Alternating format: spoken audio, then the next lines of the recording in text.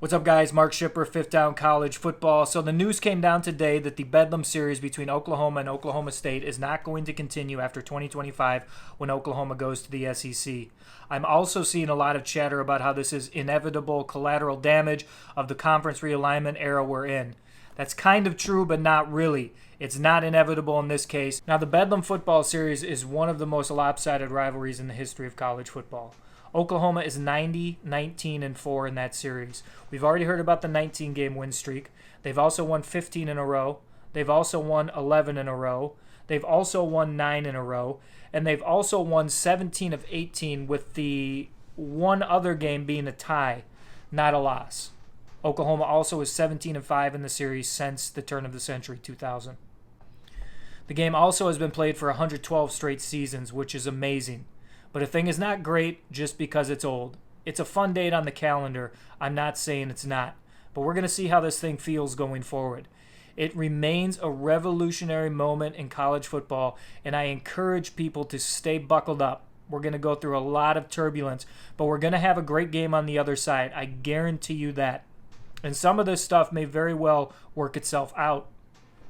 Now, here are the money lines. These are some of the key quotes from the key players. Oklahoma State's AD Chad Weinberg essentially said, "We don't have any room for Oklahoma in our scheduling structure." Not in our schedule, in our structure, so the way Oklahoma State wants to build its seasons. Oklahoma's athletic director, Joe Castiglione, has essentially said, "Oklahoma State doesn't want to play us in the future." And you know what? I believe that.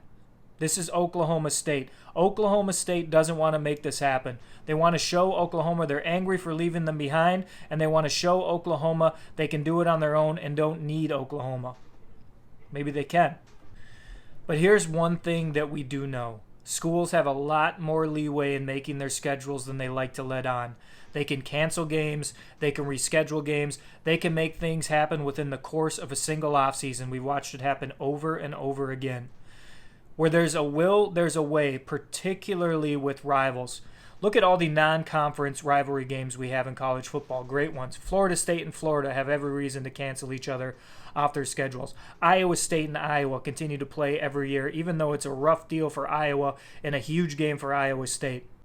South Carolina, Clemson continue to play. Georgia Tech and Georgia continue to play.